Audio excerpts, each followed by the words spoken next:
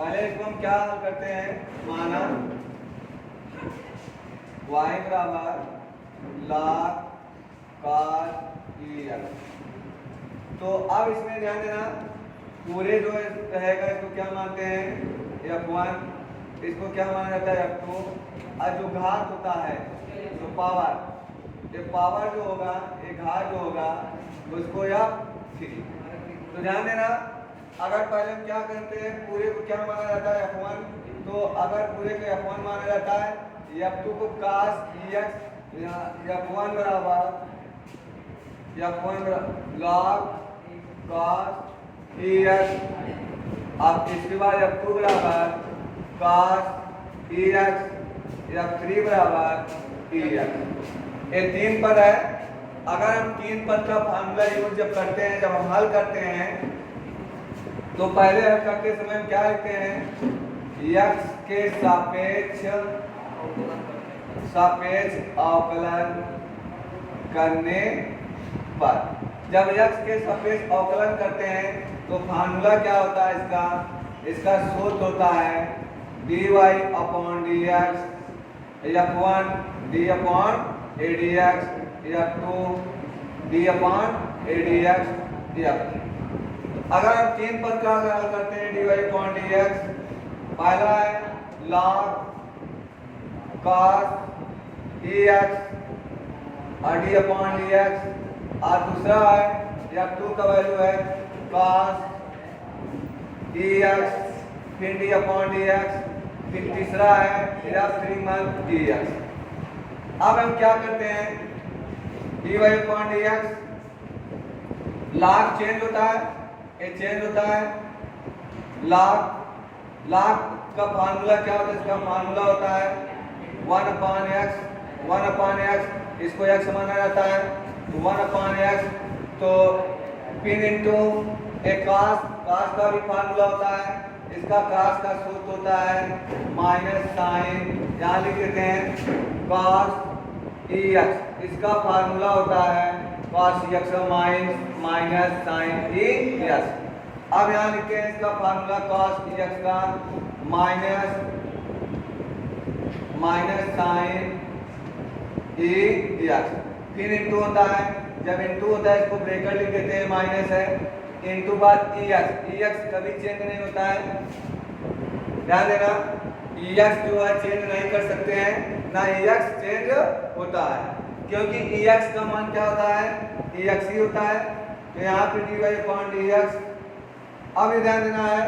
अगर यहाँ जो x का वैल्यू है, x का वैल्यू क्या है तुम्हारे पास,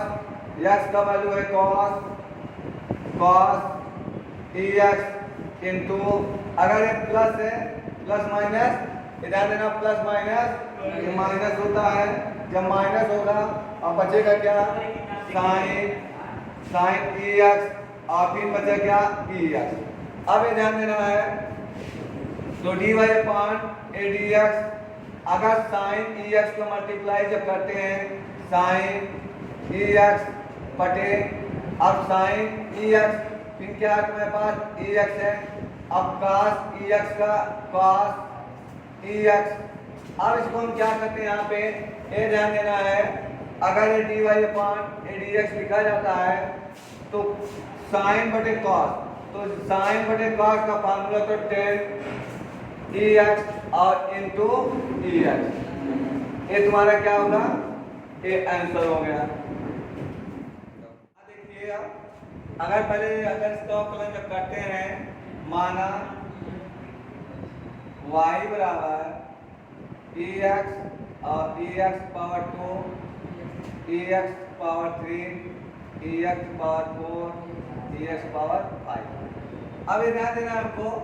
अगर कोई पद EX होता है, EX तो चेंज होता नहीं, तो EX को नहीं चेंज करते हैं, तो EX ही होता है, नो चेंज। अगर उसके बाद अगर कहीं EX स्क्वायर 2 होता है, तो पहले EX स्क्वायर 2, ये चेंज होता है, ये क्या होता है चेंज, क्योंकि इसमें पावर, ये जो पावर होती है घात, तो घात में चेंज किया जाता है। तो ये ध्यान देना है, अगर यहाँ पे F1 का वैल्यू EX माना जाता है, तो F2 का वैल्यू इसमें ध्यान देना है, F2 माना जाता है F1 F2। अब इसको अगर F2 मानते हैं, इसको F3 मानते हैं, या ऐसे ध्यान देना, तुम लोग जब पहला पद x चेंज होता है तो इसका जो फार्मूला लिखते हैं यहाँ x के सापेक्ष अवकलन करने पर, तो हम यहाँ अवकलन जब करते हैं dy अपन dx, तो यहाँ ex जो होता है हम ex ही लिखते हैं, तो d अपन dx। अब यहाँ कोई पद लिखा नहीं जाता क्योंकि ex चेंज होता नहीं। जब ex नहीं चेंज होता है, अब इसको हम लिखते हैं ए F1 माना जाता है, इसको ए पूरे क्या माना जाता है, F1 का मान x पावर 2, F2 मान x पावर 2। तो यहाँ पर सूत्र हम लिखते हैं F1 d अपन dx F2। इसका भी सूत्र लिखते हैं, मतलब इसका फार्मूला, इसका भी सूत्र लिखते हैं, इसका सूत्र जब लिखते हैं, अब इसका भी वही F1 का मान x पावर 3, F2 मान x पावर 3। इसका भी सूत्र लिखते हैं, इसका भी F1 का मान क्या होता है x की पावर 4, F2 का मान होता है x की पावर 4। अब इसका भी वही मान होता है, F1 का मान होता है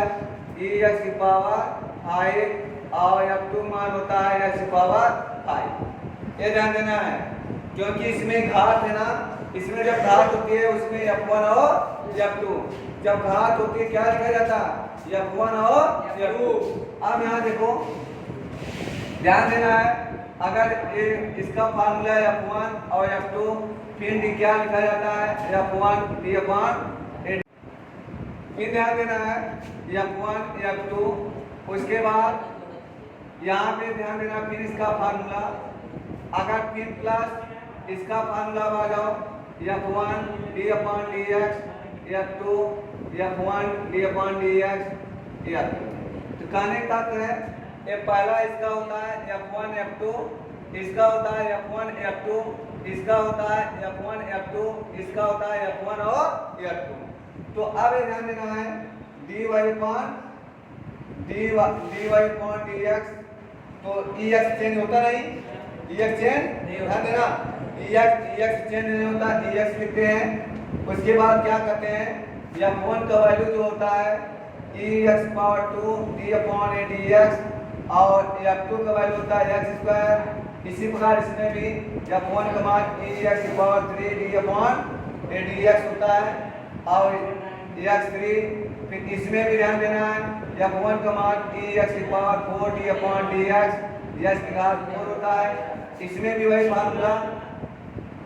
लिखा जाता है x की घात 5 d अपन dx, x की घात 5। अब हम इसको क्या करते हैं, जब dy अपन dx लिखते हैं,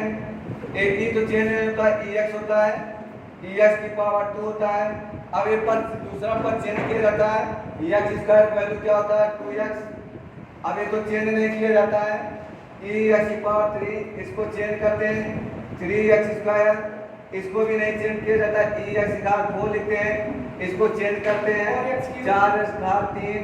अब उसके बाद फिर प्लस, फिर इसको देखो x पावर 5, अब इसका चेंज करते हैं तुमको x घात 5 x की घात 4 5 x की घात 4। अब हम यहाँ लिखते हैं, ध्यान देना है तुमको, अगर dy अपन a dx, तो अगर इसको मल्टीप्लाई करते हैं 2 को आगे लिखते हैं 2x ex, उसके बाद x पावर 2 अब प्लस ये 3 है, 3 को आगे लिख लेते हैं 3x स्क्वायर x पावर 3 अब प्लस 4 है, 4 को आगे लिखते हैं 4x घात 3 x की घात 4। इसका भी वही 5 आगे लिख देते हैं प्लस 5 x की घात 4 और इंटू x की घात 5। ये तुम्हारा क्या है आंसर। ये ध्यान देना है तुम लोग को, ये हमारे पहले विशेष ध्यान देना है, इसको ex जो होता है चेंज नहीं किया जाता है, हमेशा ex ही होता है, मतलब ये अगर d अपॉन dx में जब लिखा जाता है ex,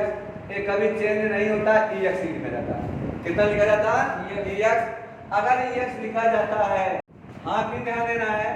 जब कोई चीज पावर में होती है, क्या होती है पावर, जब वो घात होती है, अगर घात में कोई चीज हल होता है जैसे ex पावर 2, अगर इसको अगर हम हल करना है, अगर इसका अवकलन जब करते हैं तो अवकलन करने के लिए हम क्या करते हैं, पूरे पद को क्या माना जाता है f1, और जो पावर होती है जो घात को माना जाता है f2। कहने का तब है ex पावर 2 को f1 माना जाता है, x पावर 2 क्या माना जाता है f2। तो यहीं पे ध्यान देना, तो अगर पहला पद माना जाता है a, दूसरा इसी प्रकार इसमें भी a पहला पद माना जाता है, दूसरा पद माना जाता है, इसी प्रकार इसमें पूरा पहला पद माना जाता है। अगर ये पहला पद होता है a दूसरा f2 माना जाता है, इसमें भी पहला होता है a f2 माना जाता है, ये पहला f1 होता है a f2 होता है, ये f1 होता है a f2 होता है। कहने का तात्पर्य है जो पावर होगा, जो घात होगी, अगर किसी पद संख्या में या पद में घात होता है और दूसरा पद माना देना है। पहले क्या करते हैं, इसको माना लिखते हैं, माना y बराबर रूट e रूट x। तो इसमें भी ध्यान देना है, जो f1 का पद हम देखते हैं पूरा क्या होता है f1, ये f1 होता है, ये तुम्हारा f2 माना जाता है। अब खाली जो रूट x होता है, रूट x f3 होता है, क्या होता है f3। तो अगर हम यहाँ लिखते हैं f1 का मान, जब f1 मान जब मानते हैं रूट e रूट x होता है, f2 का मान माना जाता है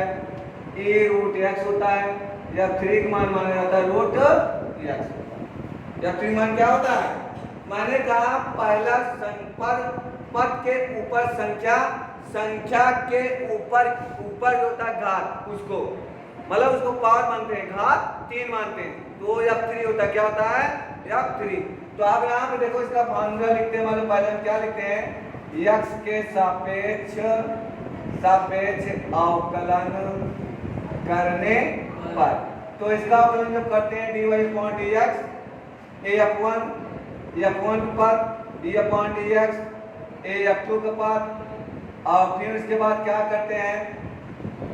जब f1 होता है फिर उसके बाद इंटू लिख देते हैं। अब यहाँ d/dx, अब इसको क्या मानते हैं f3, क्या मानते हैं, तो f1 f2 f3 तीन वैल्यू है, कितनी वैल्यू है 3। तो अगर यहाँ dy/dx जब लिखते हैं, तो अगर f1 का वैल्यू, तो f1 का वैल्यू तुम्हारे पास क्या है, रूट e रूट x है d/dx, और f2 का वैल्यू क्या है तुम्हारे पास e रूट x है, उसके बाद क्या है तुम्हारे पास d/dx रूट x, यही तो है ना, यही वैल्यू है। अब यहाँ पे क्या करते हैं dy/dx,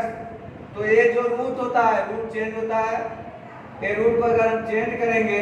तो इसका रूट चेंज क्या लिखा है e रूट x, जब चेंज करते हैं रूट का वैल्यू 1/2, क्या होता है 1/2, जब 1/2 होता है, अब इसको चेंज नहीं करते हैं, e रूट x ही लिखते हैं, और रूट x का जो वैल्यू इसको चेंज करते हैं, तो चेंज मतलब x और रूट का वैल्यू 1/2, रूट का वैल्यू क्या होता है 1/2। अब हम क्या करते हैं, तो dy/dx, तो अगर इसका फार्मूला लगता है, इसका फार्मूला जैसे 1/2 है, तो यहाँ पे मानते जैसे n(x) और n-1, तो n का वैल्यू 1/2 होता है, n का वैल्यू माना जाता है 1/2। उसके बाद e लिखते हैं, एक बार क्या माना जाता है, तुम्हारे पास x का वैल्यू क्या है, x ही माना जाता है, x वैल्यू रूट x है, और इसका 1/2 माना जाता है -1 e रूट x। अगर इसका भी वही वैल्यू होता है, n का मान 1/2, उसके बाद क्या मानते हैं x, n का मान 1/2 -1। हाँ देखिए, अब यहीं से तो dy/dx, अगर यहाँ 1/2 है, 1/2 लिखते हैं e रूट x। अब इसको जब हल करते हैं, 1 एक करना में 1,